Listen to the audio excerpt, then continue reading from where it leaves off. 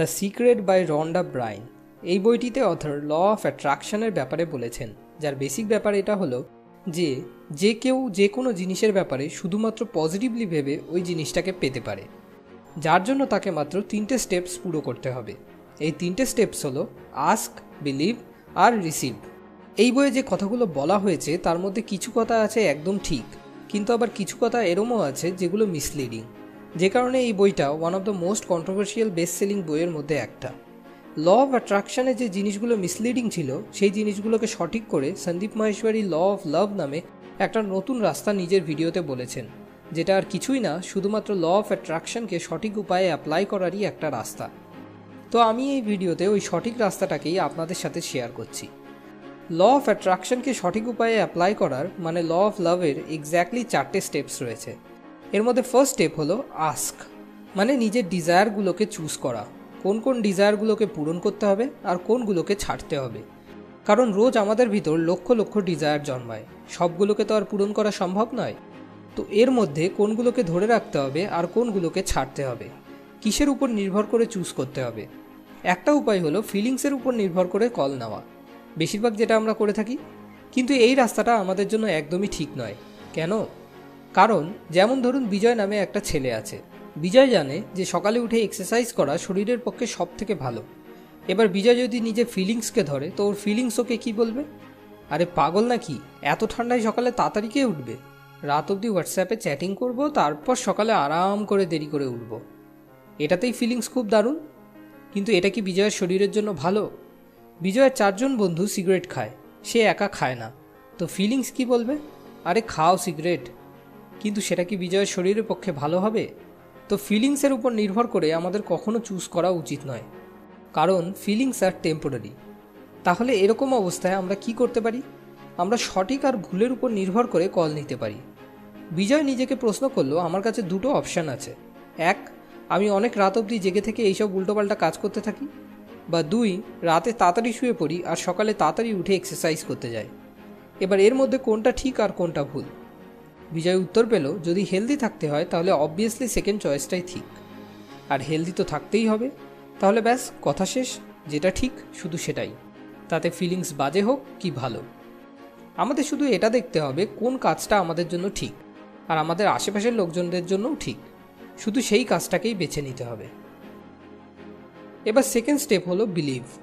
আপনি ঠিক আর ভুলের উপর বেস করে ঠিক জিনিসটাকে বেছে নিলেন। এবার আপনার কাছে 2টো রাস্তা আছে। একটা রাস্তা হলো চাওয়া। ভগবান সিইও আর আমরা এমপ্লয়িজ, তো সিইও কাকে প্রমোশন দেবে? যারা শুধু চায় তাদের, নাকি যারা প্রকৃত উপযুক্ত তাদের? আপনি হতেন তো আপনি কাকে দিতেন? যদিও এখানে কথা হচ্ছে ভগবানের, আমরা এতটা ফেয়ার নই, কিন্তু উনি তো একদম ফেয়ার ভাই, তো উনি তো সবসময় সঠিক লোককেই প্রমোশন দেবেন। তো চাওয়ার বদলে নিজেকে উপযুক্ত তৈরি করতে হবে, যেটা হলো দ্বিতীয় রাস্তা।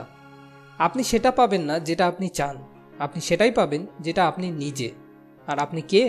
আপনি আপনার বিশ্বাস। আর শুধু চেয়ে চেয়ে বিশ্বাস কখনো বদলায় না, উপযুক্ত হতে পারলে তবেই বিশ্বাস বদলায়। এবার উপযুক্ত কি করে তৈরি হতে হয়? জ্ঞান আর অভিজ্ঞতা সঞ্চয় করে। শুধু এই 2টো জিনিস থেকেই বিশ্বাস তৈরি হয়। ভাবুন একটা অপারেশন করতে হবে আর 3জন লোক আছে যাদের ভিতরে এই অপারেশনটা করার ইচ্ছা আছে। ফার্স্ট হলো একজন নর্মাল মানুষ, যার কাছে না তো এই অপারেশনের ব্যাপারে কোনো জ্ঞান আছে, না তো কোনো অভিজ্ঞতা আছে। সেকেন্ড হলো একজন সবেমাত্র পাস হওয়া ডাক্তার, যার কাছে জ্ঞান তো আছে কিন্তু অভিজ্ঞতা নেই। আর থার্ড হলো একজন সার্জন, যে কিনা 15 বছর ধরে এরকম অপারেশন করে আসছে, ওনার কাছে জ্ঞানও আছে আর তার সঙ্গে অভিজ্ঞতাও। তাহলে এবার আপনিই বলুন, এই অপারেশনে সফল হওয়ার জন্য কে সবথেকে বেশি উপযুক্ত? কার বিশ্বাস সবথেকে বেশি স্ট্রং হবে? তো আমাদের নিজেদের মনোযোগ সবসময় শেখার প্রতি রাখতে হবে, কেননা ওটা থেকেই জ্ঞান আর অভিজ্ঞতা বাড়বে, যার ফলে বিশ্বাস স্ট্রং হবে। আর যত বেশি বিশ্বাস স্ট্রং হবে তত বেশি আপনিও স্ট্রং হবেন। এবার থার্ড স্টেপ হলো অ্যাক্ট। অ্যাক্ট করার জন্য কি দরকার? এনার্জি। সেটা কোথা থেকে পাওয়া যাবে? ফিলিংস আর ইমোশন থেকে। সেটা কোথা থেকে জেনারেট হবে? সেটা জেনারেট হবে পারপাস থেকে। পারপাস যদি সঠিক কিছু করা হয় তো পজিটিভ ইমোশনস জন্ম নেবে, আর যদি কিছু খারাপ করা হয় তো নেগেটিভ ইমোশনস জন্ম নেবে। কিন্তু কিছু ভালো করার জন্য সবসময় পজিটিভ ইমোশনস থাকা দরকার। তো যদি কোনো কাজের পারপাস থেকে নেগেটিভ ইমোশন জন্ম নিতে থাকে, তাহলে সেই মুহূর্তেই হয় সেই কাজটাকে ছাড়তে হবে বা সেই পারপাসটাকে ছাড়তে হবে। যখনই আপনি পারপাসকে বদলে দেবেন, ওই সেম কাজের জন্যই আপনার ভিতরে পজিটিভ ইমোশন জন্ম নেওয়া শুরু করে দেবে। তো এরকম পারপাস বেছে নিতে হবে যেটা পজিটিভ ফিলিংস দেয়। তারপর যখন ধীরে ধীরে ওই পারপাস বিশ্বাসে পরিণত হয়ে যাবে, আরও বেশি পজিটিভ ফিলিংস জেনারেট হবে। ওয়ার্ল্ডে সব গ্রেট লিডাররা এটাই করেছেন। তারা একটা পারপাসকে ধরেছে, সেটাই তার গোল হয়েছে, ধীরে ধীরে সেটাই বিশ্বাস হয়েছে, আর তারপর সেটাই তার জীবন হয়ে গেছে, সেটাই সে হয়ে গেছে। যেমন গান্ধীজি আর নন ভায়োলেন্স অভিন্ন, এই দুজনকে কখনো আলাদা করা সম্ভব না। তো যে কোনো পজিটিভ পারপাসকে ধরুন, বিশ্বাস স্ট্রং হবে, বিশ্বাস স্ট্রং হলে বড় লেভেলে মজবুত অ্যাকশন হবে, আর ততটাই বড় সাকসেসও হবে। যখন আপনার পারপাস আপনার বিশ্বাসে পরিণত হয়ে যায়, তখনই আপনার শরীর ও মন একসঙ্গে সেটাকে ফলো করতে শুরু করে। তো জীবনে কোনো কিছু বদলাতে হলে সবার প্রথমে বিশ্বাসকে বদলাতে হবে, তারপর ফিলিংস বদলাবে, ইমোশনস বদলাবে, তারপর এনার্জি বদলাবে, তারপর আপনি বদলাবেন, আর ফাইনালি এই দুনিয়া বদলাবে। এবার লাস্ট স্টেপ হলো অ্যাকসেপ্ট। এই 3টে স্টেপ এক্স্যাক্টলি ফলো করার পরও কোনো কি গ্যারান্টি আছে যে আপনি যেটা চান সেই জিনিসটা আপনি পাবেনই? না, পাওয়া না পাওয়া আমাদের হাতে নেই। কিন্তু তাতে কি আসে যায়? আপনি কাজ করবেন কেননা আপনি ওই কাজটা করতে ভালোবাসেন, ওর থেকে যেটা আপনি পাবেন সেটাকে নয়। এরপর সফলতা আসুক কি ব্যর্থতা, how does it make a difference? এবার এখানে 3টে সিচুয়েশন আছে।